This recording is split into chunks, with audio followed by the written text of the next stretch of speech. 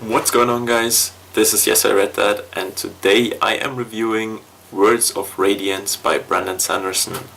Words of Radiance is an incredible book. It's great, but I will spoil some things in this review because there's just so much to talk about that happens in the later parts of the books, and I don't want you to be spoiled, so please don't watch this video. If you want to know about the Stormlight Archives, you can check out my other video here, or you can just read this book because it's amazing.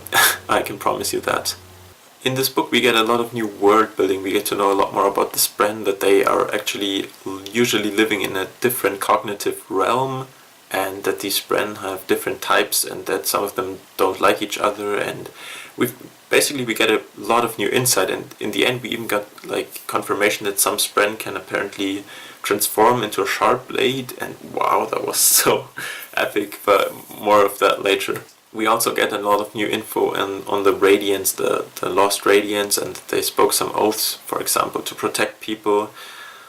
We get a lot of new info on their power, on their surge binding abilities. We get the Windrunner powers a bit more explained. We get the Lightweaver powers explained. We see some other Radiance as well in the short stories of edge dancers who can basically make themselves very slippery. So this book touches on the main themes of the last book again, on justice, on philosophy, and on religion as well. But I don't want to talk too much about that because I actually have some notes with me, and I want to talk about a few characters instead and their actions and what happened in this book, because there's been so many amazing things here. So the story itself still revolves around the same characters. It's still Dalinar, it's still Shallan, it's still Kaladin, it's still Adolin, and it's all the characters we know. Still Yasna. Actually, I'm not sure last time I called her Jasna, if it's Yasna or Jasna. I'm just gonna call her Yasna now because I don't care, I don't know what it's called. So Yasna for now. And we also have Seth, the assassin guy. We also have Taravangian, who is way more important than I thought. He's the king of Karbrand, and wow. Well, let's get to the characters now. So first of all, I want to talk about Shallan and her storyline throughout this book.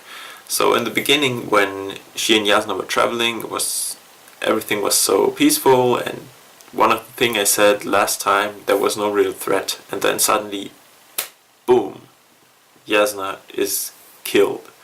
And that's a really good wake-up slap for the readers, that anything can happen in this book, that this is not such a peaceful world, that this is actually serious. And that's, in my opinion, that was really good, and I was flabbergasted at this moment what just happened.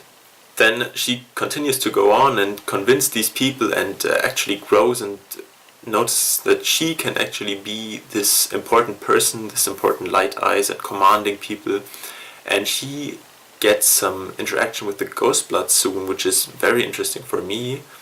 I think this is going to be so important in the future books. This is going to be huge in my opinion. And also what I really loved about it was the chasm scene where she was trapped with Kaladin in the chasm, and then this one scene where Kaladin just notices that she is really broken, and that was just so heart-wrenching, that scene. Actually, it's crazy how powerful that scene was. Really amazing. I really loved her storyline. Next one I want to talk about is Taravangian, the king, and he is fucking nuts. I was like, what? This was such a small portion of the book, but that was such an incredible character. So basically his gist is that his intelligence changes every day. So some days he's super stupid, some days he's average, and some days he's just so smart. And apparently there was a day once where he was just transcendent, and he wrote this huge diagram in a language that he invented himself to express everything he can. And this basically lays out a plan for the future on how he has to act, and I thought that was so interesting and so amazing, and I'm so sure that he will become very important in the next books.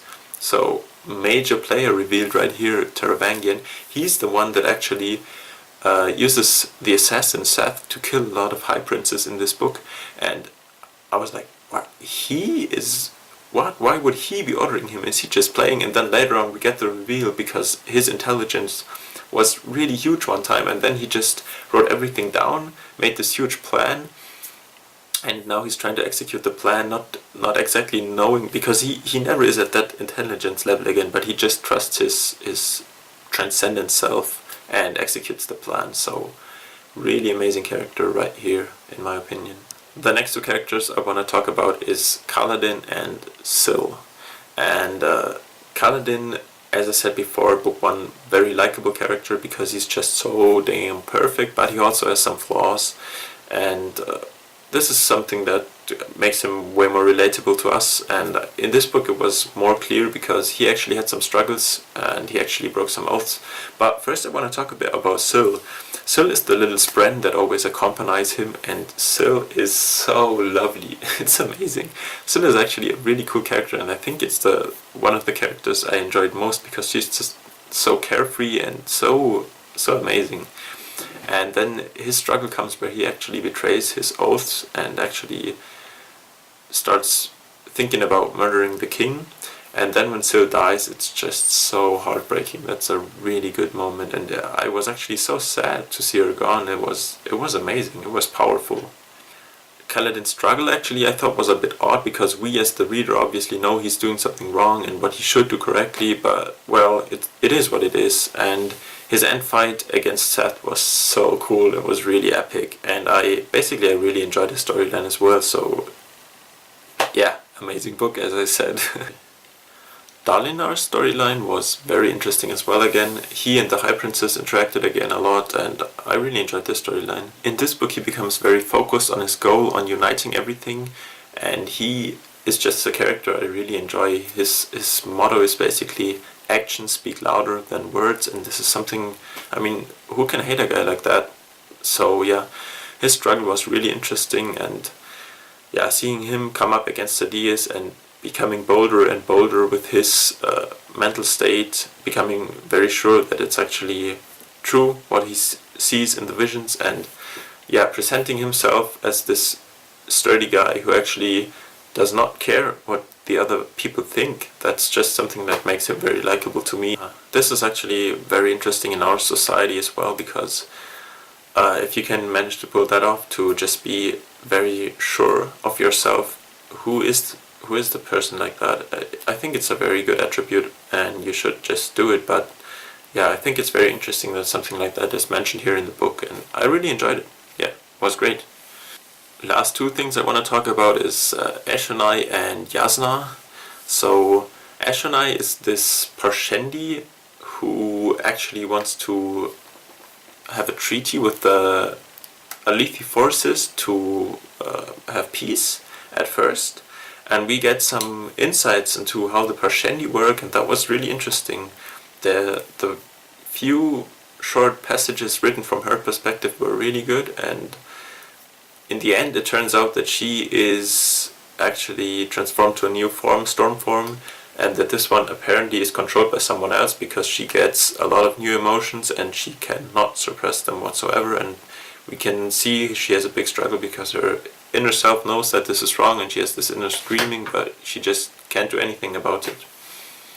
That was really interesting. But Yasna, wow. Okay, so I actually took some notes while reading this book, and I started doing this when I started this reviewing, and it's really interesting because you can see your thought process. And for this one I just wrote like, yeah, she's so smart and she's very important, and then when she dies I was like, wow, that's huge, and that's a huge wake-up call. And then in the end, in the epilogue of this book, she appears to be alive, and that was just so mind-blowing. I just wrote like, wow, what's going on? And yeah, I think she's going to be one of the major players in the last books. She's going to be so important. I really enjoyed her character, and I'm so happy that she's alive, but I'm so happy that she actually died and provided some tension in this book, because that was really needed. And the other thing in the end that happened is that Sadeas actually got killed by Adolin, and I'm so sure that Adolin, who is usually pretty honorable, but apparently he can't control himself at all times. So I'm so interested what the new books will bring, and this is going to be so huge. Everything is going to be so crazy in Oathbringer. I'm so stoked to read that. So overall, this book is a solid 9 out of 10. Just really amazing, really good. Sometimes the writing was a bit dry, but that's just how Sanderson writes, and I really enjoyed this book, so go ahead and read it.